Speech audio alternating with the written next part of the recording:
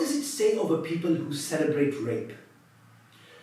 What does it say of a people who celebrate, even lionize, those who commit such vile acts? I'm uncomfortable with sweeping with the same brush an entire people, but after the videos that we've seen recently of Israelis cheering on the 5 or so soldiers who have been accused of violently raping a Palestinian detainee, I feel that there is no other recourse. I feel that when you do have a society that perhaps is so sick, so degraded, it is then perhaps almost you are compelled to, condemn them all. I'm uncomfortable with it. I'm uncomfortable with it because I do know that there are moral people in Israel. There are good people in Israel who condemn these acts as we do. But when you see these videos, and this is of course not the first time, we saw this, let us go back a bit. We saw this shortly after this video was leaked. I believe this was sometime in 2024, where these Israeli soldiers violently raped a Palestinian man to the point of rupturing his intestines and causing massive internal injuries. The video, as with all other Israeli excesses and criminal acts and war crimes, was met with a tepid response, the usual boilerplate of, we have left this to the Israelis to investigate, in parentheses, themselves, and we wait for their answer.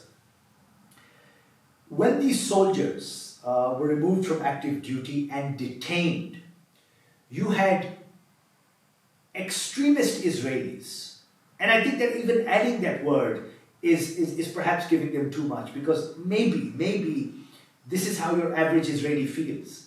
But at the time you had this whole mob descend upon the prison in which these Israeli soldiers were being detained, calling for their release. This was, of course, the right to rape, as it was dubbed at the time, that these Israeli soldiers had committed no wrong. Besides, let's not even get into the Geneva Convention of this all, of the war crimes being committed. Let us talk brass tacks here, and brass tacks is that a Palestinian detainee who we now know had no charges against him was raped repeatedly for close to 15 minutes by these Israeli soldiers. And here we have a section of the populace demanding, literally beating down doors, that they be released because they have committed no wrong. The recent videos in which I refer to, again, show members of the public singing the praises of these soldiers, calling them heroes. I saw an interview with one of these soldiers. I think this was on Israel's Channel 14. The reverence with which the host is speaking with this soldier. It is like this man has, he's liberated, a concentration camp or something. This individual, the soldier, was calling upon Israeli courts to drop the case because even in his mind, to his reasoning, he felt that we had done no wrong. Because of course, torturing, savaging, raping Palestinians is perfectly okay. This very same soldier, by the way, in other footage that was released, was seen raiding a truck bearing, food and other such goods that were bound for Gaza, and saying that, look, and he had a pack of dates in his hand. He said, look how well we take care of these people. Because of course it is a favor that Israel is allowing food into the Strip. I bring this up because, again, this is not new news, old news. There are further developments in this story, because we have now learned, or at least over the past couple of weeks, that the individual responsible for leaking the videos was none other than a high-ranking general in the army itself.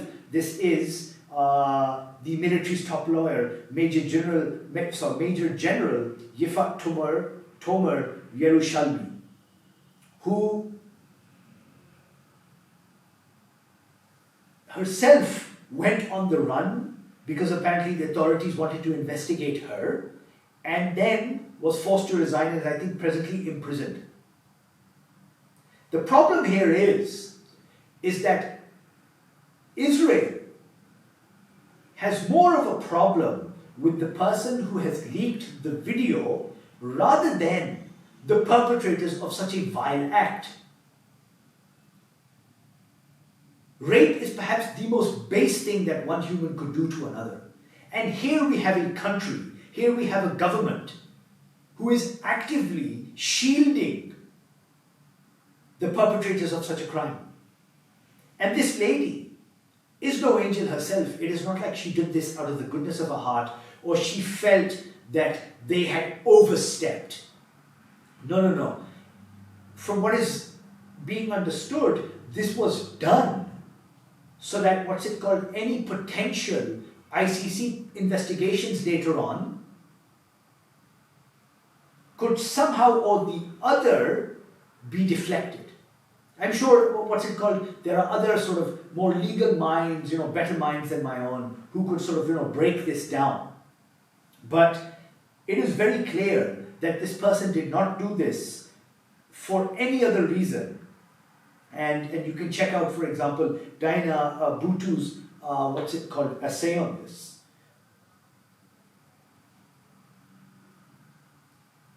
According to Diana Butu, she added that the prosecutor only leaked the footage to explain to the Israeli public why a prosecution of the Israeli perpetrators was necessary. I'll read that again.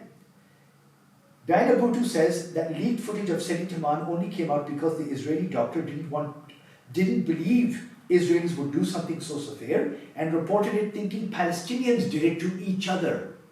She added that the prosecutor only leaked the footage to explain to the Israeli public why a prosecution of the Israeli perpetrators was necessary.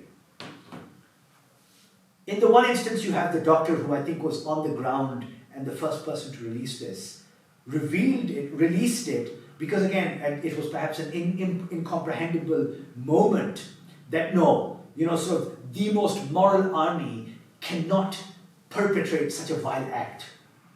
But then, when the military's top lawyer, when she did this, it was to somehow justify to the public, because again, if you are to take Israeli soldiers to task for committing innumerable war crimes that we have seen on social media, broadcasted, put them up themselves, that would have been too much for the Israeli public to accept. So, this was put out to somehow convince them that yes, this act is worth condemning and we must do something about it. Of course, nothing will be done. That, of course, is the tragedy of this all, because at the end of the day, there is going to be no accountability when it comes to Israel's actions in the Gaza Strip or Israel's actions over the past 75 years. We live in a very lopsided world where, had this been any other people,